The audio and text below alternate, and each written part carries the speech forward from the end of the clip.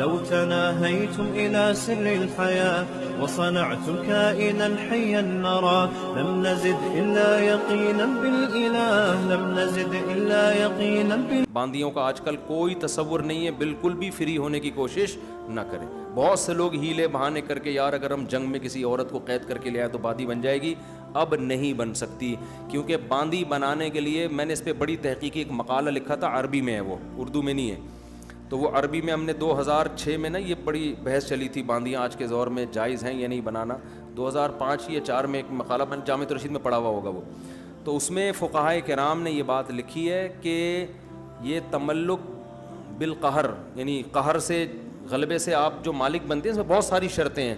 اس میں ایک بہت اہم ترین شرط یہ ہے کہ کفار تملک بالقہر کو جائز بھی سمجھتے ہوں، یعنی کوئی ایگریمنٹ نہ ہو آپس میں، ان کے ہاں یہ ہو، یہ دنیا میں یہ رائج ہو، سمجھ رہے ہو. اور آج دنیا میں یہ رائج نہیں ہے، یہ غیر قانونی سمجھا جاتا ہے. پوری دنیا کا ایگریمنٹ ہو گیا ہے کہ کوئی کسی کو غلام نہیں بنا سکتا. تو اسلام میں غلام بنانا فرض نہیں ہے، سمجھتے ہو. پہلے تو یہ تھا کہ یہ غلام بن گئے تو یہ وہ لے گئے، یہ انہوں نے ان کے بندوں کو لے لیا. تو اب یہ ایگریمنٹ ہو چکا ہے کہ ایک دوسرے کو غلام نہیں بنائیں گے. تو غلام بنانا فرض نہیں ہے اسلام میں، اجازت تھی اس کی.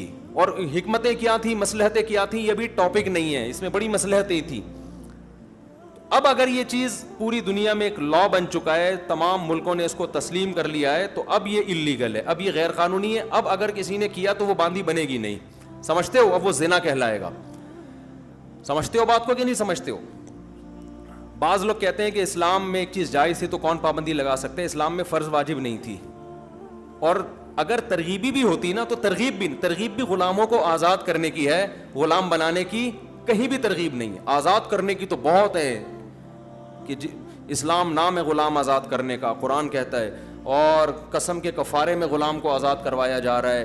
اور قتل ہو گیا آپ سے غلطی سے تو غلام آزاد کرو. تو آزاد کرنے کا تو ہمیں ملتا ہے، بنانے کی کوئی ترغیب نہیں ملتی. اب وہ کیا وجوہات سے اسلام نے اجازت دی تھی وہ ابھی ٹاپک نہیں ہے، بہت لمبی بحث ہو جائے گی. تو اب یہ ممکن نہیں، اب آپ کے پاس بیوی کے علاوہ کوئی اور آپشن نہیں ہے. تو اس میں انٹرنیٹ پر فحش فلمیں دیکھنا بھی آ گیا، ہینڈ پریکٹس بھی آ گیا، اور پتہ نہیں کیا کیا بےہودگی معاشرے میں رائج ہو رہی ہے. تو عورت سوائے اپنے شوہر کے اور شوہر سوائے اپنی بیوی کے، ان کے علاوہ کسی اور سے اس قسم کا کوئی ریلیشن قائم کرنا یا کوئی انسٹرومنٹ وغیرہ بےہودگی، یہ بھی آج کل بہت چل پڑی ہے. یہ تمام چیزیں اسلام نے حرام قرار دے دی ہیں.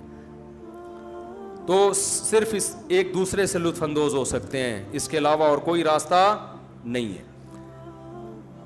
قرآن کہہ رہے ہیں ہاں یہ لوگ قابل ملامت نہیں ہیں. تو آپ نکاح کریں، 4 بیویاں رکھیں اپنے خرچے پہ، قابل ملامت نہیں ہے. اور اگر برے راستے کی طرف گئے تو یہ قابل ملامت ہے. ہوا و حرص والا دل بدل دے، میرا غفلت میں ڈوبا دل بدل دے.